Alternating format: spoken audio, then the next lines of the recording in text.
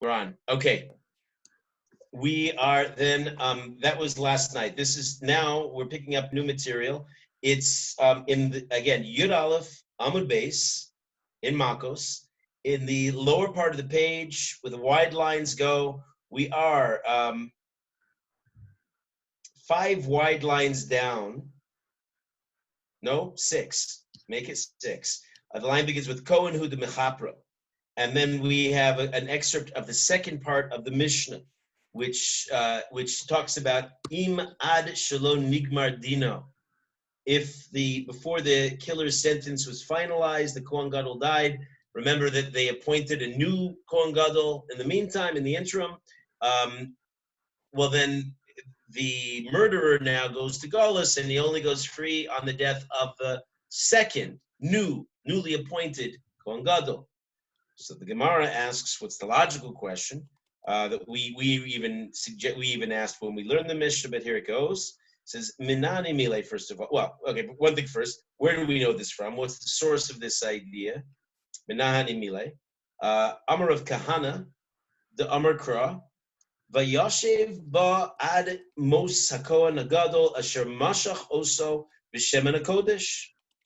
The verse teaches us that the Rotzeach, this inadvertent killer, will live in the Ir Miklat until the death of the Kohen Gadol, and in the end, that he anointed with the holy oil. Now, that's a difficult pasuk, and the Gemara immediately pounces and says, wait, or it's Rav Kahana, who says, what? Uvechi hu moshcho.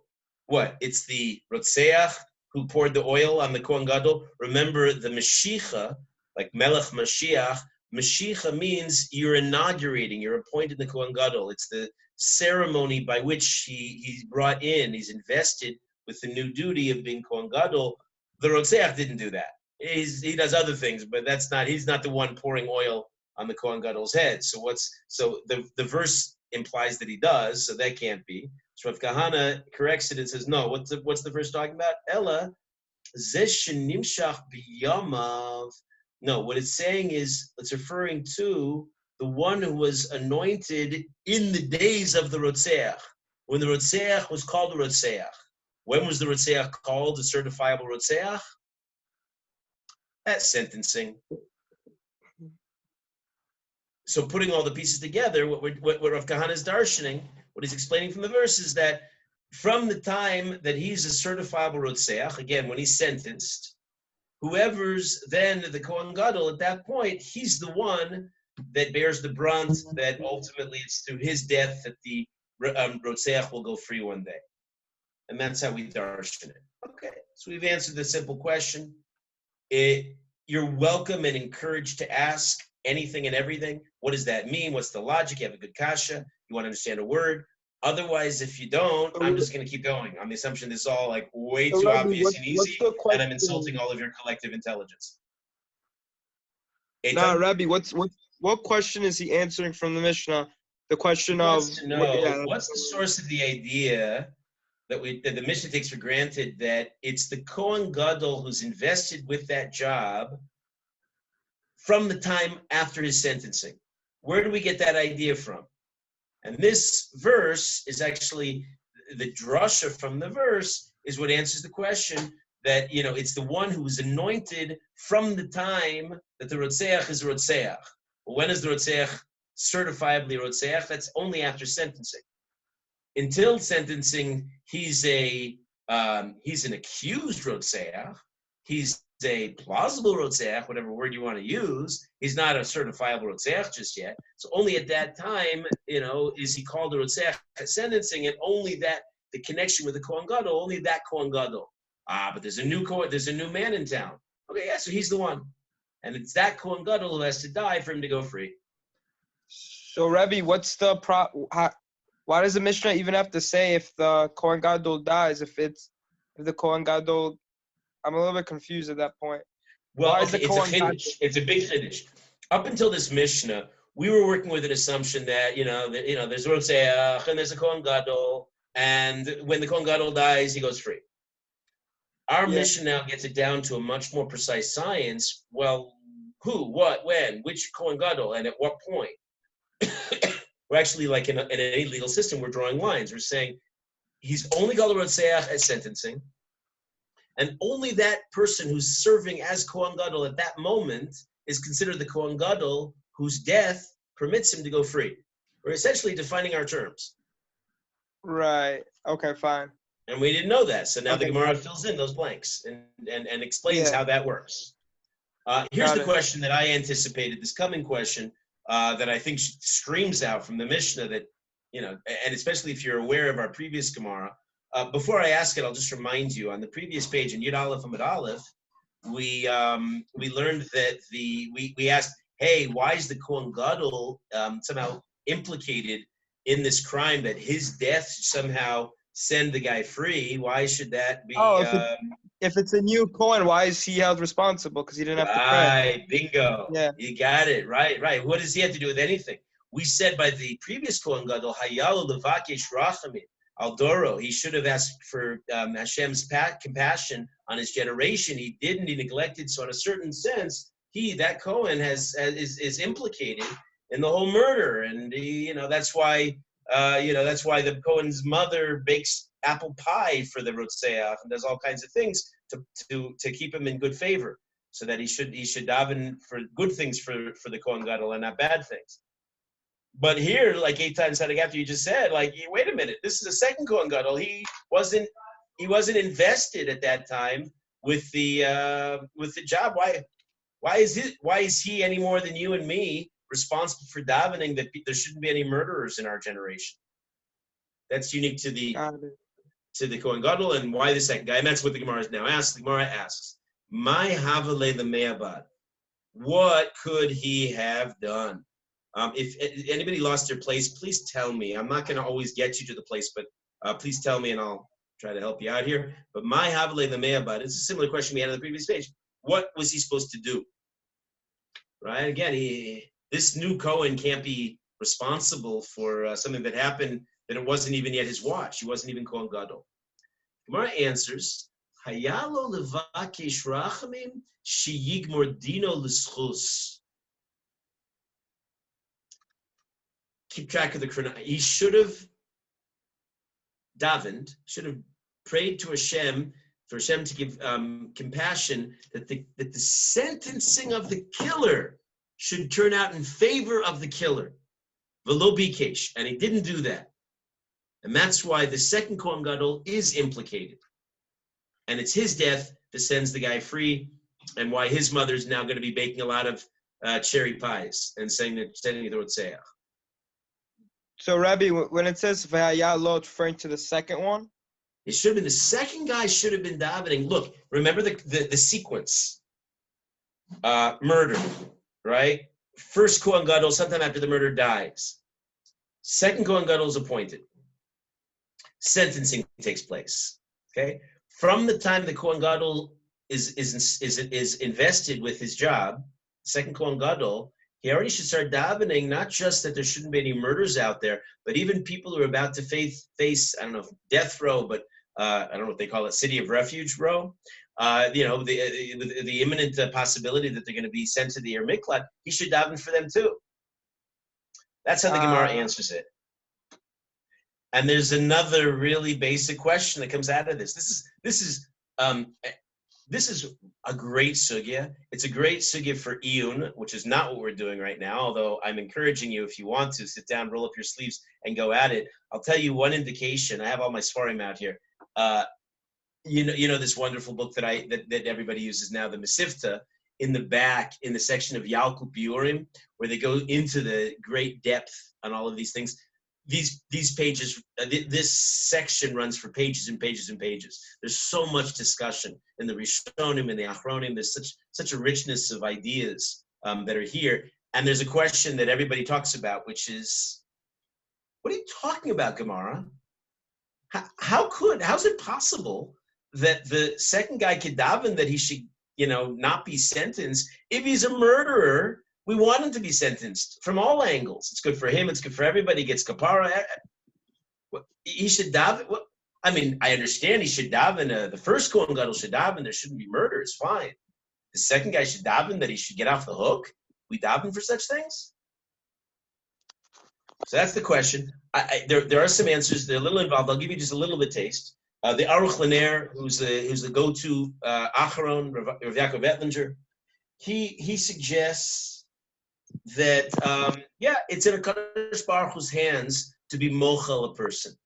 Hashem has his own reasons, his own cheshbon, his own way of looking at things. So if Hashem sees fit for whatever reason to say this guy, maybe he's made very sincere tshuva, and it's pretty heavy-duty stuff sending a guy to near miklat. And on any number of reasons, there are any number of reasons that a guy could get off the hook in a trial. He should daven for good things. And if he davens for good things, maybe the Rotzeach won't be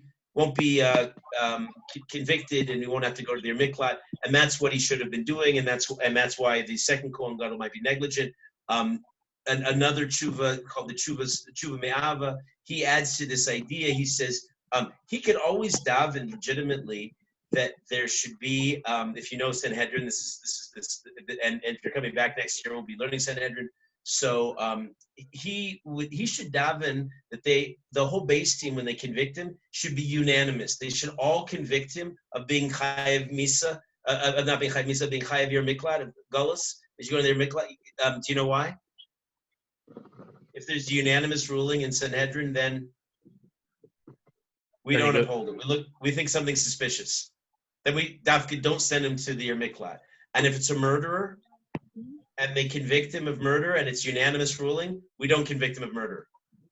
It's a wild idea. Then there's the Sfas Emes. The Sfas Emes gives a totally different approach.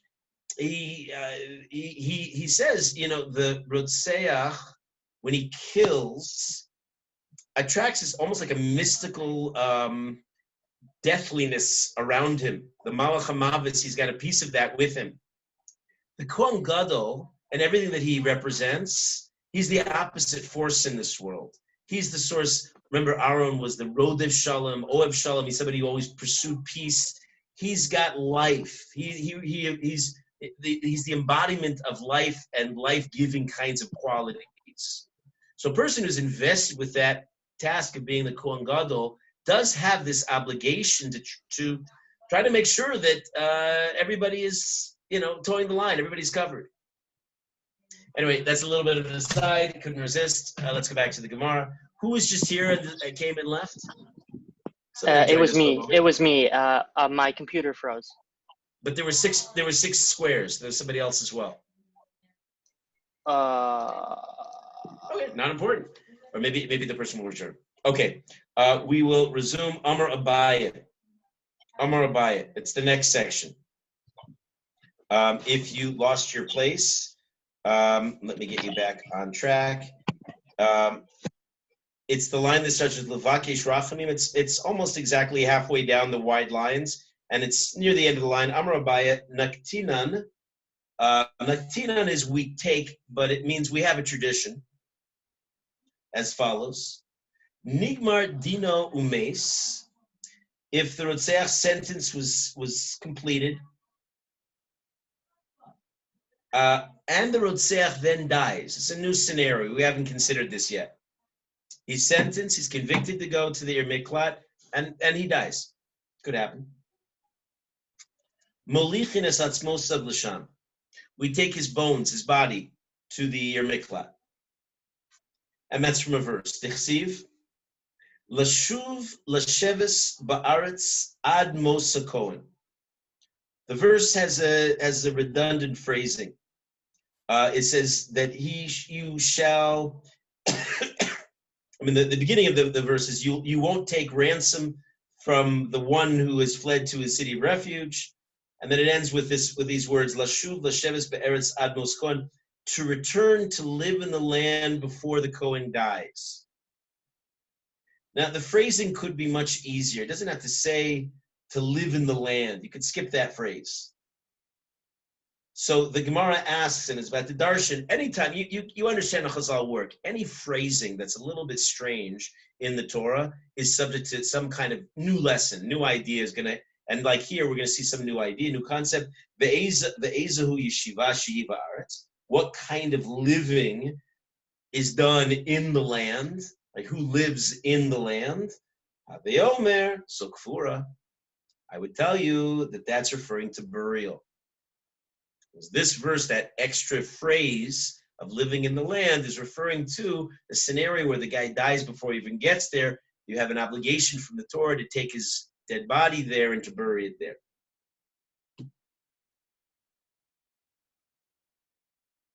There is something, what's the comment here? There is something you realize about all of this that is mystical. Meaning this person, like we just said in Misfas Emes's name, this person has some kind of death or Malach HaMavis, the angel of death, fragment attached to him. He's in desperate need, like any sinner, of some kind of kapara. Somehow, in the cosmic sense of things, that burial in the Ir Miklat serves as a kind of a punishment and therefore as a kind of a cleansing, even though he's not alive to experience it. That's why he's buried there. But it doesn't end there. We have time for one more short unit tonight. We have a brisa, Tana. And brisa teaches a related idea. Meis kodem shemeis kohen gadol. Now we have like pretty much an ordinary kind of scenario where he was alive, he made it to the Ir Miklat, he lives out whatever life he lived there, and he predeceases the Kohen Gadol. So he never went free. He lives and dies in the Ir Miklat. Molichin asmosav al kivrei avosav. In that event, you actually can take the killer's bones and you lift them, you exhume them, and you move them and you bury him outside the Ir Miklat in the place that he would have ordinarily been buried, in the what's called the Kivrei Avos, the ancestral cave. Eitan said a Gadfar, you might remember the teal we did. We had a bunch of very beautiful misadventures where what we wanted to do we couldn't do, so we did better things instead. Remember by the Begin Museum there? We went to the first temple burial caves, and I explained how people can actually, back in the day, they were buried in these family plots, and you were buried with your fathers. Beautiful concept. We're so disconnected nowadays in modern society, except if you live in Great Neck, that people are so disconnected from their family and their family constellation that everybody's buried in their own respective cities. But once upon a time, there's an idea that, when it's time to go, everybody went back to their family, to the bosom of their where they're from. So that's happening here too. The Bryce is learning it from the verse. You take him and you bury him with his ancestors. How do we know this? We have a verse. Dichsiv, as it's written, Yashuv harotzeach el eretz achuzaso. Right? In other words, this verse is describing a different scenario, that after the death of the Kohen Gadol, the Rotzeach returns to the land of his ancestral property. We say, Ezu Yeshiva Shiva Eretz Achuzaso. What is this kind of land, this place that he lives, that's his ancestral property? Haveomer Zokfura. I would say that's referring to his that's burial. And so, as much as in the first scenario he was buried specifically and deliberately in the Ir Miklat, in the second one, when he already served his time, he's gotten his requisite kapara. His soul is cleansed. He can now be buried where he was going to be buried all along, with his ancestral property. And there's a general idea, if you're thinking about this in broad terms, and you should always do that. You shouldn't just learn the technical mechanics of a Gemara. Try to extrapolate the bigger ideas. There is a sense here of like coming full circle, that after a certain time, Hashem takes no pleasure punishing us. Punishment from Hashem is really a chesed. It helps us clean the slate and get a certain purity that we need to enjoy Olam Haba. And that's implied here, that somehow once the guy's already done his term in their miklat, and that's over, and basically all the requirements have been fulfilled, good. Now you can take him and he goes back to where he should have been all along, which is where we're all going, where we all belong with the Shekhinah. We just need the proper cleansing depending on our sins. Questions? Well then, be that way, and have a wonderful Shabbos. Rabbi, is it all right if I show you something real quick? Yeah, pleasure. That was a very motivational message at the end. You were talking about how you want to learn the Ian, and I was trying to figure out a way to make it so that Chavrusas work. Can you hear me? Am I coming out well? No. Yeah, now you're great. No problem. Okay, None of the old problems with audio that we had last week.